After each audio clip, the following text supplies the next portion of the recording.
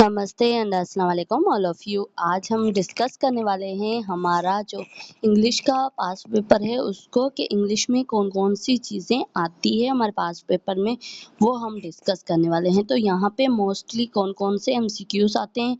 एक आते हैं आर्टिकल के, दूसरे होते हैं प्रीपोजिशन के, और कुछ टेंसेस होते हैं। और ये सारे क्या है कि मिलके हमारा पेपर बनता है। तो आज हम पास्ट पेपर को डिस्कस करने वाले हैं।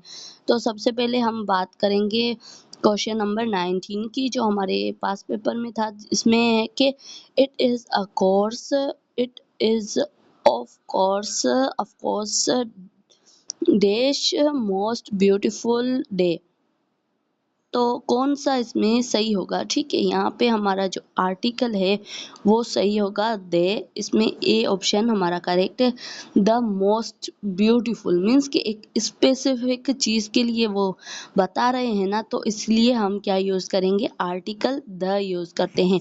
और उसके अलावा definitions of article they always before and superlative adjective. for example most beautiful means कि एक उसकी एबिलिटी बता रहा है ना, कोई एक चीज के बारे में बता रहा होता है तो हम वहां पे दे लगाते हैं। ठीक है, उसके अलावा क्वेश्चन नंबर 20 की बात करते हैं। उसमें हम बात करते हैं डैश की that you loss have been found.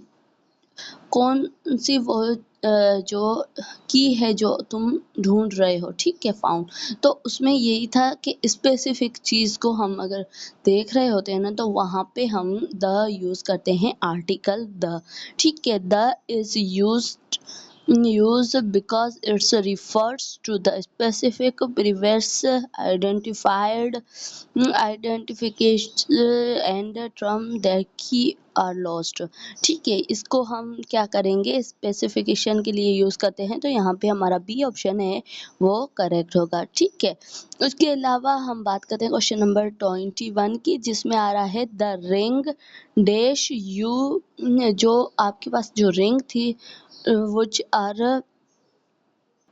pressed is not very attractive। तो इसमें क्या है कि वो उस रिंग की खासियत बता रहा है। तो इसमें यही होता है कि आप किसी चीज़ के बारे में अगर बात कर रहे होते हो, वहाँ पे which यूज़ होता है। ठीक है, why या फिर who, ये सारे WH फैमिली के हैं। जो एक स्पेसिफिक अगर दैट हम कह सकते हैं, उसके अलावा which कह सकते हैं। तो ये सारी चीज़ें हमारे कहाँ पे जो नॉन लिविंग थिंग्स होती है उनके लिए यूज़ होता है।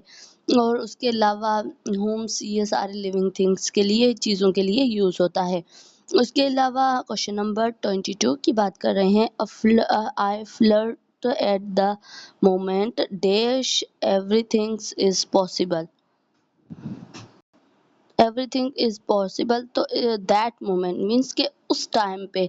तो ये भी एक टाइम को, एक इवेंट को शो कर रहा है। तो यहाँ पे हमारा बी ऑप्शन है वो करेक्ट होगा, क्योंकि that is relative pronouns that introduce the subordinative clause and describing specific feeling. Means के उस इवेंट के लिए उसकी फीलिंग क्या है, ठीक है, उसके बारे में। देश आई से दैट वही, I said that will be the truth. कि इसमें से अगर हम कह सकते हैं ना, तो वाट एवर, कि वाट एवर इसमें हमारा ऑप्शन करेक्ट होगा, क्योंकि whatever is use to mean and anything that is no matter for amazing that everything said to be truth। चाहे वो सही हो चाहे गलत हो, ट्रुथ होना चाहिए। तो ये वाट एवर क्या है कि वो बता रहा है कि चाहे वो गलत हो या सही चीज़ हो, फिर भी आपको उसका ट्रुथ बताना है। तो इसमें हमारा पास जो ऑप्शन है वो वाट एवर है, बी इसका क्वेश्चन का आंसर करेक्ट है। ठीक है, उसके बाद हम बात करते हैं क्वेश्चन नंबर 24 की, जिसमें हम बात करते हैं the boy dash use to fight have been arrived.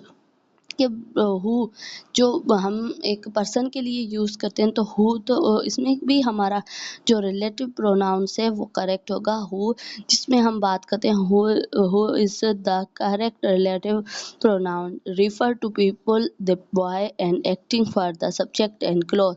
वो एक सब्जेक्ट या फिर क्लॉज के बारे में अगर एक्ट कर रहा है तो हम उसको क्या कहेंगे? हु से शो करते हैं। उसके अलावा he is says that says dash gas can be exposed any time. तो उसमें क्या है कि उन्होंने क्या बताया था, तो उसने ये बताया था कि कौन सी ऐसी गैस जो एक्सपोज हो रही, तो दैट मीन्स कि यो हम कहते हैं ना ये वाली, ठीक है, वो आ जाती है। That act for conjunction means कि दो को मिलाना, कि दो चीज़ें हम मिलाने की बात कर रहे हैं ना, तो उसमें हम यूज़ करते हैं दैट।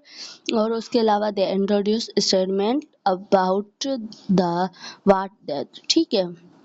तो इसमें हमारा जो ऑप्शन होगा वो बी करेक्ट होगा। उसके अलावा हम बात करते हैं this man the man this you try to interact is not a good man homes, जिसमें आप जिससे मिले हो वो किससा बंदा है।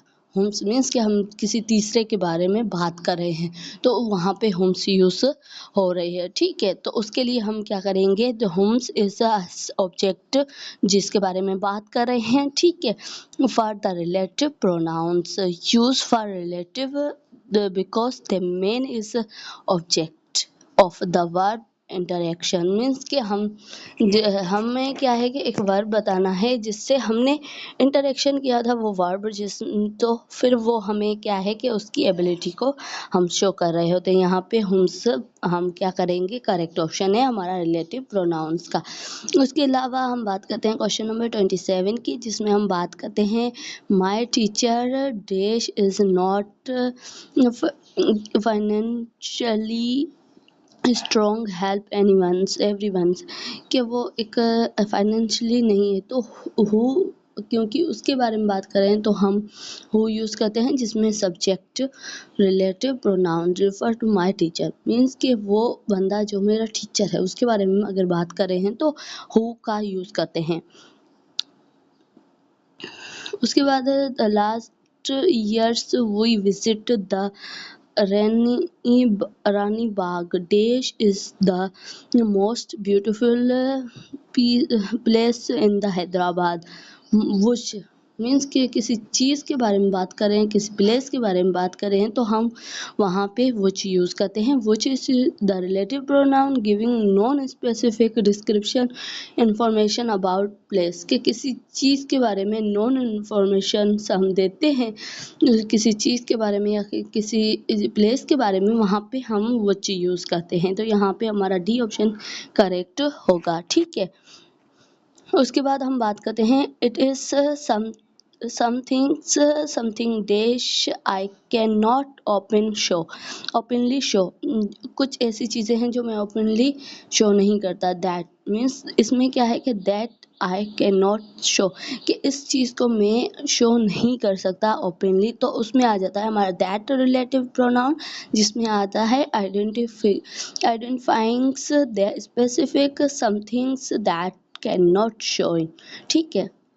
उसके अलावा क्वेश्चन नंबर आता है हमारा 30 में हम बात करते हैं I am sure if they shores somethings like that like this they dash is definitely inform you, तो उसमें आ जाता है कंडीशनल के, इसने एक कंडीशन के हिसाब से अगर हम बात करते हैं तो कंडीशनल सेंटेंस आ जाता है। इसमें हमारा बी ऑप्शन करेक्ट होगा, कुड, ठीक है।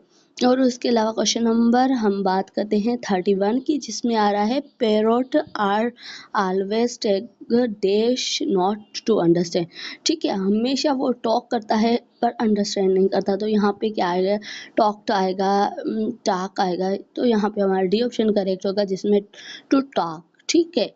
तो ओवरऑल यहाँ पे हमने जो MCQs हैं उनको डिस्कस किया, जो हमारे 15 MCQs थे उनको अच्छे तरीके से डिस्कस किया। So thank you so much, मिलते हैं नेक्स्ट वीडियो में, तब तक टेक केयर।